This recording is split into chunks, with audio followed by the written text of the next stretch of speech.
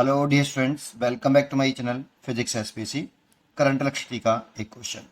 5 equal resistance R connected in a network as shown the figure. The net resistance between the points A and B. देखो, इस figure को देख के ही हमें मालूम पड़ रहा है कि ये बीट स्टोन ब्रिज है और सबके रेजिस्टेंस सेम है, तो ये बैलेंस बीट स्टोन ब्रिज है। फिर भी अगर आपको ये दिखाई नहीं दे रहा हो तो सोच के देखो, जब भी आपको 5 रेजिस्टेंस का एक गुच्छा दिखाई दे दो क्लोज लूप के अंदर, 5 रेजिस्टेंस का एक गुच्छा दो क्लोज लूप के रूप में दिखाई दे और एक रेजिस्टेंस कॉमन हो और एक डायगोनल से कॉमन रेजिस्टेंस और दूसरे डायगोनल से सेल लगाओ, तो वो व्हीट स्टोन ब्रिज होता है।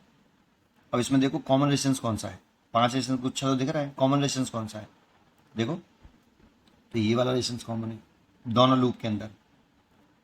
सर ऐसे तो देखो, इसको रीड्रॉ कर लो आप यहाँ, पहले इसको यहाँ में रीड्रॉ कर लेता हूँ। देखो, ये मैंने ऐसे केस बना लिया पहले ट्रायंगल वाला,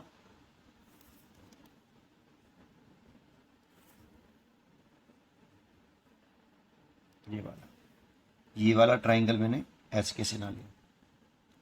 अब इसको मैं पलट लूँगा ऐसे नहीं, तो ये बी पॉइंट ऐसे आ जाएगा, जो जिससे कनेक्टेड है उसी से कनेक्ट होना चाहिए। देखो, ये वाला point C, B point C से कनेक्टेड था, तो वही कनेक्टेड है अभी भी सी से, ये सी पॉइंट है। अब देखो, इसको अगर हम ऐसे पलट दें, इसको यहाँ से ऐसे पलट दें, देखो इसका मिरर इमेज बना लेता हूँ साइड में पलटने से पहले, तो कुछ इस तरह से दिखाई देगा आपको पलटने के बाद। ऐसे ये रेजिस्टेंस यहाँ दिखाई देगा और ये रेजिस्टेंस आपको यहाँ दिखाई देगा और ये ए ऐसे दिखाई देगा एंड, आपको ये ए एंड ऐसे दिखाई देगा इसको पलटने के बाद। तो पलटने के बाद कुछ इस तरह से दिखाई देगा बेटा, ऐसे ये आर तो सभी हैं। और देखो, ये एंड था आपका डी और ये ए पॉइंट था, ये डी और ई, ये डी है और ये ई है और ये वाला हो गया आपका ए, ऐसे पलटने के बाद।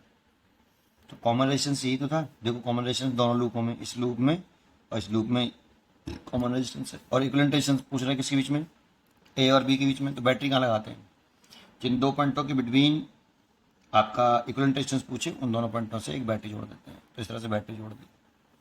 तो देखो, दो लूप, 5 रेजिस्टेंस का गुच्छा दो लूपों में दिखाई दे और एक रेजिस्टेंस दोनों लूपों में कॉमन हो, तो ये कॉमन है।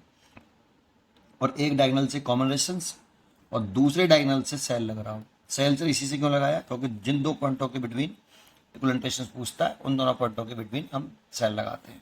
तो कुछ नहीं है, खत्म। बैलेंस बीट सिस्टम तो दिख ही रहा है, इन दोनों का मल्टीप्लाई इन दोनों का मल्टीप्लाई इक्वल है, तो इसीलिए इसमें कोई करंट नहीं जाएगा, करंट जीरो।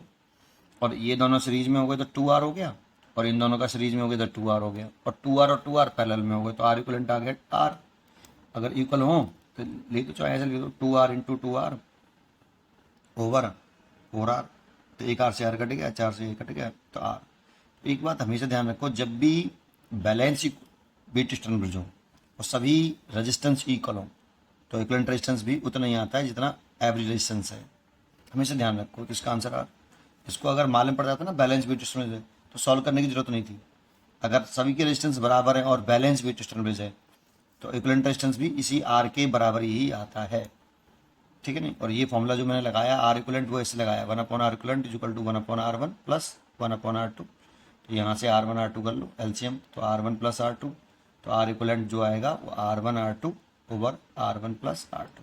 ये हमेशा डायरेक्टली याद रखो। 2 के लिए, 3 के लिए तो यही करना पड़ेगा आपको, 3 के लिए ये करना पड़ेगा, 3 से ज़्यादा के लिए करना पड़ेगा, 2 के लिए ये कर सकते हो। पढ़ते रहिए और खुश रहिए।